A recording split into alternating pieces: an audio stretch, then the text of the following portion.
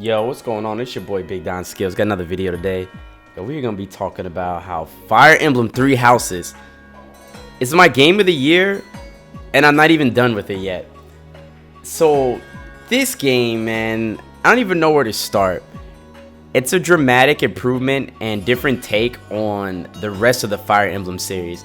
There's a lot of like subtle and major changes that have really just made this into a unique Fire Emblem game. I'm just absolutely loving like every minute of the game so far. There's like no low points whatsoever from within the game. You have an option to go at your own pace. You can speed through things if you want. You can take your sweet time like I'm doing. And I've already put 38 hours into the game. I haven't even hit the major plot point yet, which I know is coming. I still have not hit it yet. And I'm just completely like thrown back by the content this game has. One, you have your main character Byleth, who is a professor. Long story short, he was a mercenary with his father, and he saves the units that are known for the three houses that you see in the game. And he pretty much instructs them. He gets the option to choose what house he's going to instruct. He or she is going to instruct. And from there on, that starts the adventure. And what's great about the game is that every single character in the game has a distinct and realistic personality. Like, it is so good. From, you know, I chose Yellow Deer's Hilda, for example.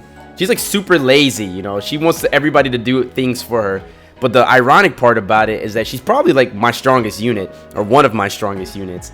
You have Leonie, who almost wants to compete with you because she respects your father so much. So she has this weird thing of trying to like prove herself to you and your father at the same time. There's such a trait. You have Raphael, who's the big buff dude who is all about muscles but not very smart. But every character has interactions. They have interactions with one another too, and that's built by a system called support conversations. And support conversations are pretty much triggered cutscenes that are built by you using the character in battle, also having the characters take classes together or certain skills, fighting alongside each other. This also increases like the bonuses they get while they're near each other. And there's just so many features to a lot of people you'll hear compare it to Persona 5, right? And it's a very legitimate comparison. Whether you played Persona 5, 4, or 3, it's the similar comparison where every event's divided into calendar days. The calendar days represent the activities you can do. You're limited by, you know, how many activities you can do a day. Whether you have Morgana bothering you or, you know, Sothis telling you what you should be doing. Yeah, it's just a very similar vibe to that. So a lot of people who play Persona will definitely feel at home as far as the management system of it. And I think it's a little less a little less overwhelming than Persona. I feel like in Persona you feel a lot more restricted. In this game, you still have the freedom to do what you want, and I think you'll still be fine. And you'll figure things out as you go too. I think the game does a pretty good job of explaining like the simplicities of things as they happen, because most of the topics and most of the things aren't complicated. It's just figuring out what it is, you know. You're able to focus on certain skills, and then once you focus on those skills, you can change your character's classes to compensate for that.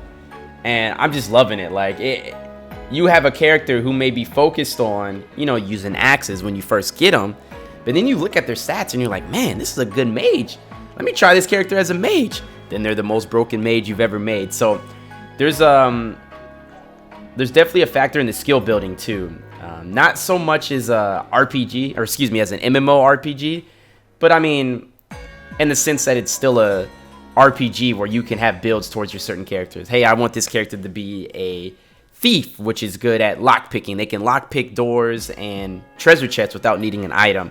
They have really good evasion, you know, or their critical attack may be pretty high depending on the weapon you put on it.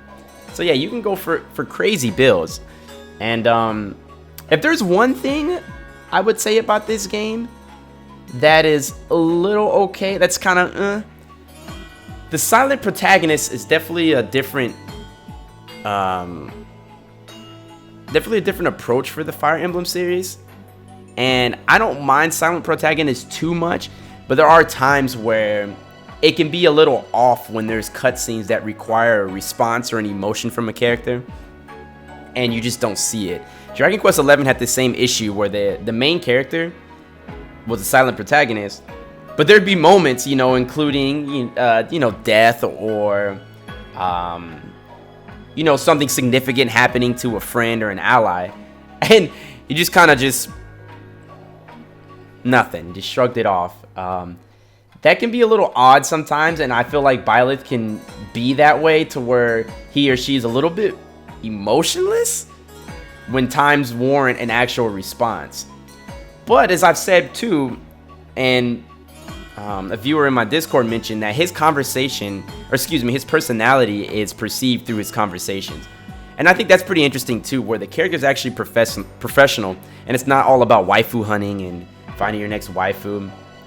It actually is less significant than the previous, such as like Fates and Awakening, where that was pretty much a meta of the game, and that's just something I'm not really into that much. Other than a simple relationship, that's pretty much all I'm really into. I'm not in them having all these kids and trying to make a build by figuring out who I want to get pregnant.